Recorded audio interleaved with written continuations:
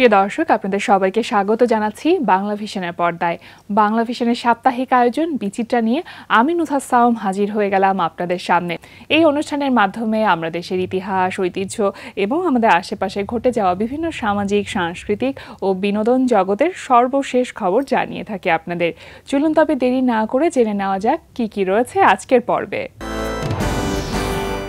প্রয়াত শিল্পী আবিদুর রেজা জুয়েল স্মরণে মহাকালের ১ বছর শিরোনামে একটি স্মরণ অনুষ্ঠানের আয়োজন করা হয়।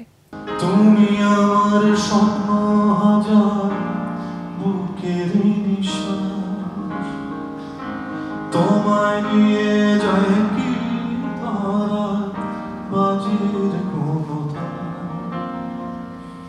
চোখের ভিতর স্বপ্ন থাকে, স্বপ্ন বাঁচায় জীবনটাকে। তুমি আমার স্বপ্ন বুকের নিঃশ্বাস, তোমায় নিয়ে যায় কি ধরা বাজির কোনো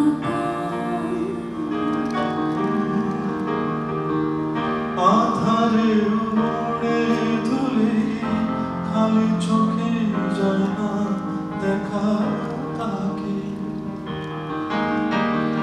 চাঁদের আলোয় জ্যোৎস্না ভাঙে তোমায় নিয়ে স্বপ্ন দেখার ফাঁকে। প্রতিশ্রুতিশীল সঙ্গীত শিল্পী হাসান আবিদুর রেজা জুয়েলের প্রয়াণের ১ বছর পূর্তি উপলক্ষে ১ আগস্ট শুক্রবার সন্ধ্যায় রাজধানীর বেলি রোডের মহিলা সমিতির ডক্টর নীলিমা ইব্রাহিম মিলনায়তনে এক স্মরণানুষ্ঠানের আয়োজন করে জুয়েলের বন্ধু স্বজন। কিংবদন্তি শিল্পী, সুরকার ও সঙ্গীত পরিচালক প্রয়াত আয়ুব বাচ্চুর সঙ্গীত আয়োজনে জুয়েল প্রথম বাংলা গানে নিজের স্থান করে নেয়। বাংলা গানের মেলোডিতে এক নতুন মাত্রা যোগ করে হয়ে ওঠে তুমুল জনপ্রিয়।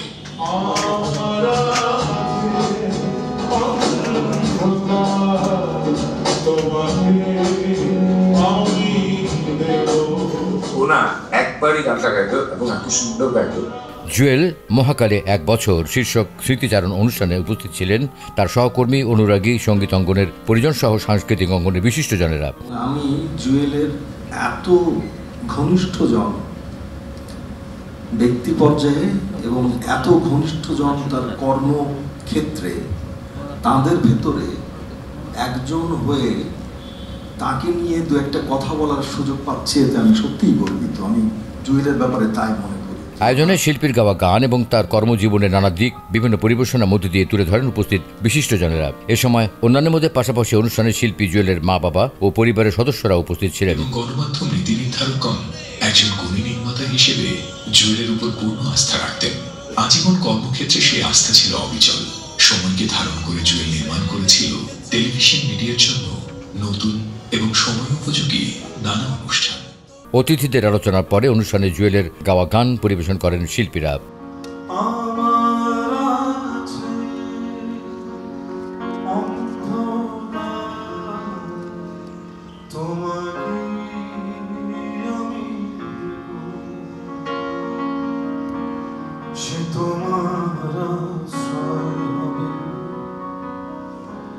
তোমার ঠিকানা নিজেকে আমি যেতে খুঁজে বেড়াবো। মনসুন রেভলিউশন স্পিরিটকে উপজীব্য করে শিল্পকলায় চলছে জুলাই পুনর্জাগরণ নাট্যোৎসব ২০২৫। তাদের আসা যাওয়ার খেলা, এটাই সত্য বিশ্বের কথা।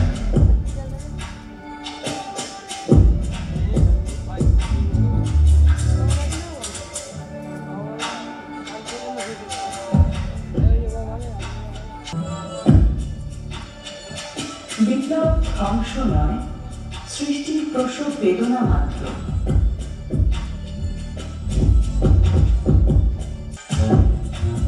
হে আজকের সূর্য, জ্যোতির্ময় আলো, আমাদের সূর্য সন্তানদের লড়াতে হেঁটে দাও বিজয়ের লাশটিকা।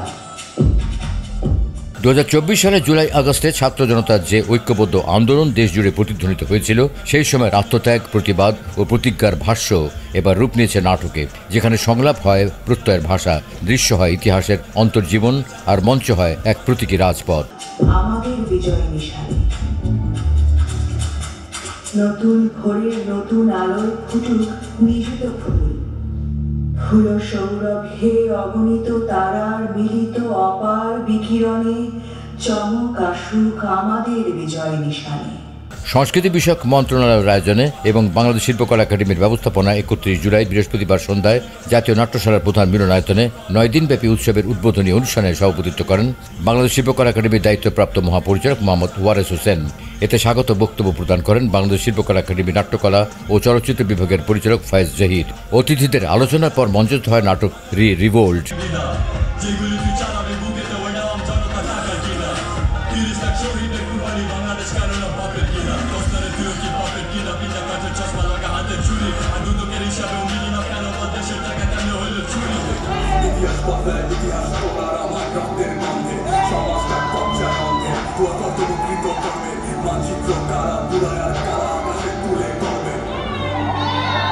টিম কালার্সের শিল্পীদের পরিবেশনা নাটকটির পরিকল্পনা ও নির্দেশনা দিয়েছেন নাইলা আজাদ।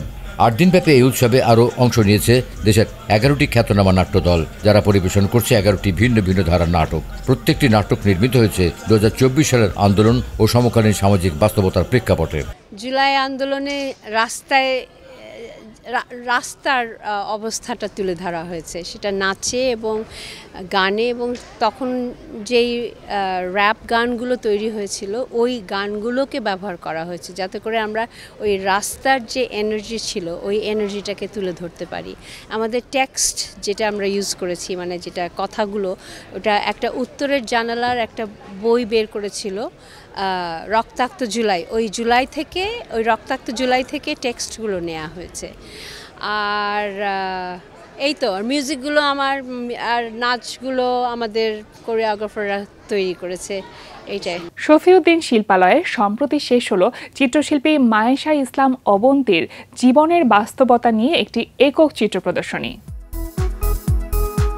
জীবনের কঠিন বাস্তবতা বিশৃঙ্খলার উপর ভিত্তি করে চিত্রকর্মের মাধ্যমে একটি গল্প সাজিয়েছেন তরুণ শিল্পী মায়েশা ইসলাম অবন্তী। আমার ছোটবেলা থেকে আমার ছবি আঁকা আমার জীবনের অনেক বড় একটা পার্ট ছিল। আমি ছোট থেকে বড় হতে হতে আমি আস্তে আস্তে অসুস্থ হয়ে পড়ি। আমার খুবই রেয়ার একটা ডিজিজ ছিল, তো এটার কারণে আমার অনেক অপারেশন, অনেক কিছুর সম্মুখীন হতে হয়। তো তারপর আস্তে আস্তে চিত্রশিল্পী, তারপর এই শিল্প আমার জন্য একটা আশ্রয় হয়ে যায়। তখন থেকেই ছবি আঁকা। আমি এ লেভেল আর্ট অ্যান্ড ডিজাইন নিয়েছি। আমার আমার এখানে একটা ছবি আছে যেখানে আমি HDU-তে ছিলাম, হাইলি ডিপেন্ডেন্ট ইউনিট। ওইখানে আমার একটা ফেইল্ড সার্জারির পরে আমার একটা মা আমার ছবি তোলে। তো ওইটা আমি আমার কষ্টটাকে প্রকাশ করার জন্য আমি আর্ট ইউজ করি। আমি এখন LLB পড়ছি, ল উইথ ক্রিমিনোলজি, ইউনিভার্সিটি অফ বার্মিংহ্যামে, ইংল্যান্ডে। তো আমি আসলে আইন নিয়ে পড়াটা কারণ হচ্ছে আমি যত মেডিকেল নেগলিজেন্সের শিকার আমি হয়েছি, আমি চাই না আর কোনো কণ্ঠহীন মানুষ এটার শিকার হোক। শিল্পী তার জীবনের কষ্টে পার করার সময়গুলোকে অনুভব করে চিত্রকর্মে তুলে ধরেছেন ক্যানভাসের রং, তুলির আঁচড়ে। এমনই নিসর্গের নানা অনুষঙ্গ আশ্রিত চিত্রকর্ম দেখা গেল রাজধানীর শফিউদ্দিন শিল্পালয় গ্যালারির সাদা দেয়াল জুড়ে।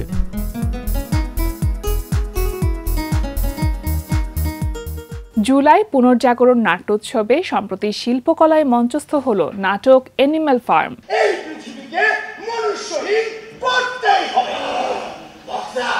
তা তো বুঝলাম, কিন্তু বিপ্লব করতে হলে তো একজন নেতা লাগে। এখন কে হবে আমাদের নেতা? তুমি বুঝতে পারছো না, পুরো মেজর নেই তো কি হয়েছে, তার যোগ্য উত্তরসূরিরা আছে।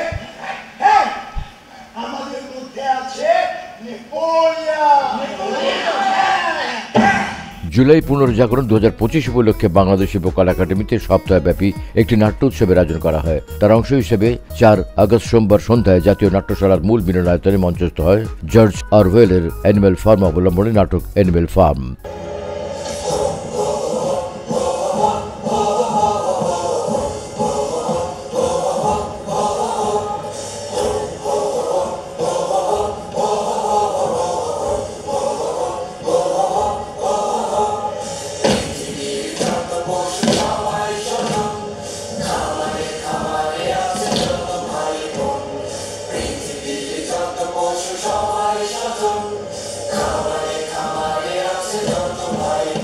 প্রযোজনাটি পরিবেশন করে রবীন্দ্র সৃজনকলা বিশ্ববিদ্যালয়।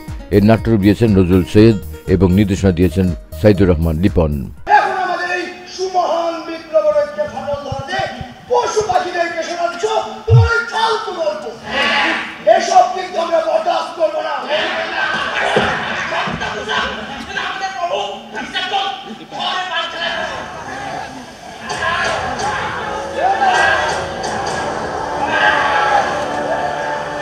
এটি অ্যানিম্যাল ফার্ম, মূলত প্রাক্তন সোভিয়েত রাশিয়ার সরকার এবং শাসন প্রক্রিয়া প্রতিষ্ঠিত শোষণ, নিপীড়ন এবং ক্ষমতা কেন্দ্রিক রাজনৈতিক সংস্কৃতির বিরুদ্ধে এক ঝাঁঝালো প্রতিবাদী গল্প। গল্পটি পশুদের হলেও জর্জ অরওয়েল প্রতীকী ব্যঙ্গ বিদ্রুপের ছলে সমকালীন রাজনৈতিক বাস্তবতা এবং সমাজতান্ত্রিক বিপ্লবের ব্যর্থতার চিত্র তুলে ধরেছেন।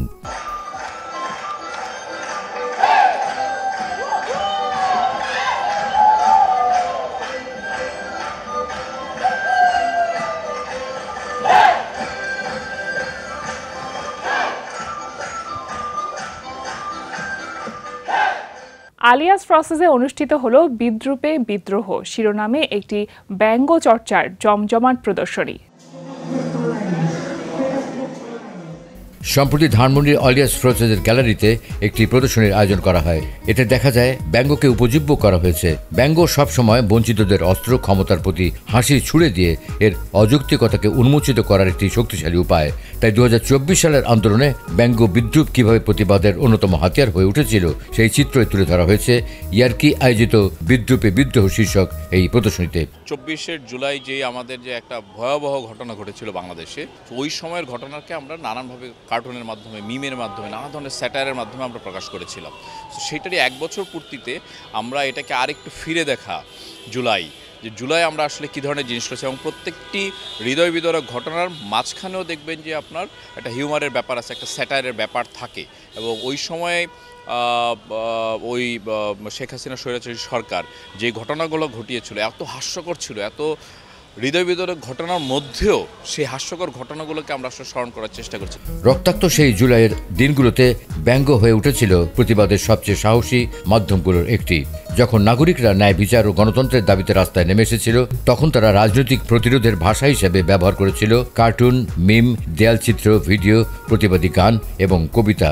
সৃজনশীলতার শক্তিতে আন্দোলনকে আরও প্রাণবন্ত করে তোলে। রসিকতা, বিদ্রুপ এবং অকপট সমালোচনার মাধ্যমে ব্যঙ্গ হয়ে উঠেছিল দমন পীড়নের বিরুদ্ধে সংগ্রামের এক সম্মিলিত আহ্বান।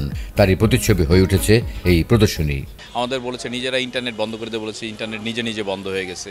তারপরে শেখ হাসিনার যেই সব বক্তব্য আমরা শুনতাম, রেসিপি, তারপর নানা ধরনের মায়া কান্না, মেট্রো রেল ধরে মায়া কান্না, সেই সময় এই জিনিসগুলোকে না আমরা ওভাবে বলতে পারিনি। তো এখন যেটা হচ্ছে সেই জিনিসগুলো আমরা তুলে ধরছি যে ওই সময় এই সরকার, রাষ্ট্রযন্ত্র তারা ক্ষমতায় থাকার জন্য আসলে কত হাস্যকর কর্মকাণ্ড করে এবং সেটা মানুষের জন্য কত ক্ষতিকর হয়। প্রিয় দর্শক, আপনাদের প্রত্যেকের জন্য অনেক অনেক ভালোবাসা এবং শুভকামনা জানিয়ে শেষ করছি আমাদের আজকের আয়োজন। ইতিহাস, ঐতিহ্য এবং আমাদের আশেপাশে ঘটে যাওয়া বিভিন্ন সামাজিক, সাংস্কৃতিক ও বিনোদন জগতের সর্বশেষ খবর নিয়ে আগামী সপ্তাহে আবারও হাজির হয়ে যাব বাংলা ভিশনের পর্দায়। সে পর্যন্ত সকলে ভালো থাকুন, সুস্থ থাকুন, সুস্থ বিনোদনের সাথে থাকুন, অবশ্যই বাংলা ভিশনের সাথেই থাকুন। আল্লাহ হাফেজ।